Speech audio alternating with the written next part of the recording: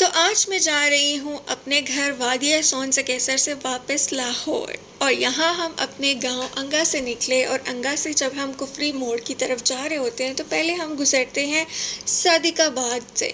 और जब वहाँ से हम गुजर रहे होते हैं तो हमें बहुत ही खूबसूरत से पुरसकून नज़ारे नज़र आते हैं। जब हम यहाँ पे गुजर रहे थे मौसम बहुत ही खूबसूरत हो रहा था और हमें डर भी लग रहा था क्योंकि हम बाइक पे थे। तो हमें क्या लग रहा था कि अभी बारिश आ जाएगी और हम तो बस पे पहुँचने से रह जाएंगे। लेकिन आगे क्या हुआ ये सफ़र में मैं आपको बताती हूँ, मेरे साथ ही रहिए। यहाँ पे कुछ ज़मीनें हैं, कुएं भी हैं यहाँ पे। और जब आप यहाँ से गुजर रहे होते हैं ना तो आपको एक अजीब तरह की खुशी भी महसूस हो रही होती है और सुकून भी महसूस हो रहा होता है क्योंकि ये जगह बहुत पुरसकून सी है, ज़मीनें हैं इर्द गिर्द। इसके साथ साथ यहाँ पर बहुत कम आबादी है और थोड़ा आगे जाके आपको कब्रिस्तान भी मिलता है जिसको बोलते हैं बी फातिमा वाला कब्रिस्तान। अभी मैं आपको वीडियो में उस कब्रिस्तान को भी दिखाऊंगी।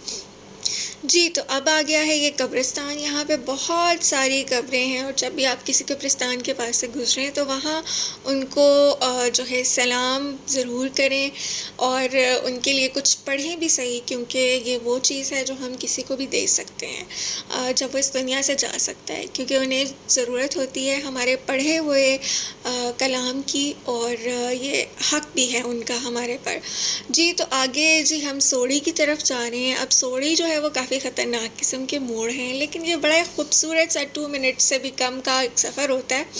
लेकिन ये मोड़ बहुत खूबसूरत हैं, लेकिन ये मोड़ बहुत ख़तरनाक भी हैं। और यहाँ पे बाकायदा आपको बोर्ड्स लगे हुए मिलते हैं कि आगे ख़तरनाक मोड़ है, अपनी जो स्पीड है ना उसको आप आहिस्ता रखें और ध्यान से अपनी व्हीकल्स को चलाएं। तो जी इसके नीचे जब हम उतरते हैं तो फिर आगे से शकरकोट वगैरह की तरफ हम जाने लगते हैं। और वो जो रास्ता होता है वो डेफिनेटली सड़क शुक्र है ये भी बन गई है, अल्लाह का बहुत बहुत करम है, वरना इससे पहले तो ये सड़क भी जो है वो बड़ा अरसा हमें इसने बहुत टफ़ टाइम दिया है इस सोड़ी वाली सड़क ने, क्योंकि ये बनने भी नहीं आ रही थी। जो ठेका दिया हुआ था शायद वो उनका कोई प्रॉब्लम हो गया था। और जी अब ये हम गुजर रहे हैं जो शकरकोट के पास से। यहाँ पे हवाएं बहुत ही तेज़ हो गई थी और पीछे जो मेरे दोनों भाई आ रहे थे ना सामान लेके दूसरी बाइक पे, उन बेचारों का बुरा हाल हो रहा था क्योंकि एक ने ट्रैक सूट पहन रखा था, वो बेचारा वॉक के चक्कर में निकला हुआ था और उसको जब ठंडी हवाएं लगी ना तो आई उसे समझ गई थी अच्छी तरह से। दूसरे भाई ने तो समझदारी का मुजाहरा करते हुए चादर ले ली और यहाँ पे जी गंदम लग चुकी है।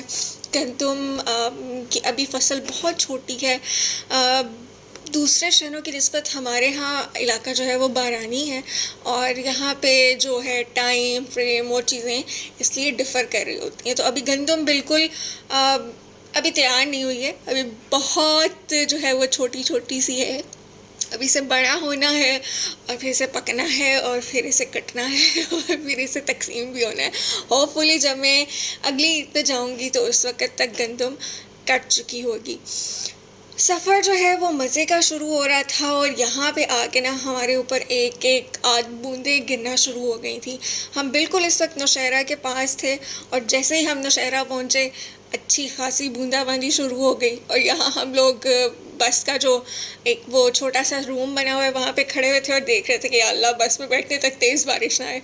यहाँ पे बस में बैठ गई, सफ़र शुरू हो गया, मज़े का था। नौशहरा से गुज़रते वक्त ये क्लिप मैंने बनाया था और ये THQ हॉस्पिटल है और इसी के साथ ये जो है महरिया होटल है। और इसके बाद सफ़र तो बहुत अच्छा था, लेकिन फिर मुझे एक बहुत प्यारी सी खातून मिल गई, उनके साथ मैं गपशप लगाई तो मैं वीडियोस नहीं बना सकी और उसके बाद मैं सो गई थी, इसलिए मैंने ज़्यादा इसके ऊपर वीडियोस नहीं बनाई। लेकिन ओवरऑल सफ़र अच्छा गुजरा था, मज़े का गुजरा था। मौसम अच्छा हो तो आपका दिल वैसे भी अच्छा कर रहा होता है। ऑल्दो कि आप जब घर से वापस जा रहे होते हैं ना इतने दिन गुजारने के बाद तो दिल बड़ा आपका तंग हो रहा होता है, लेकिन अच्छा सफ़र था। आपको कैसा लगा मुझे कमेंट्स में ज़रूर बताइएगा। फिर मिलेंगे। अल्लाह।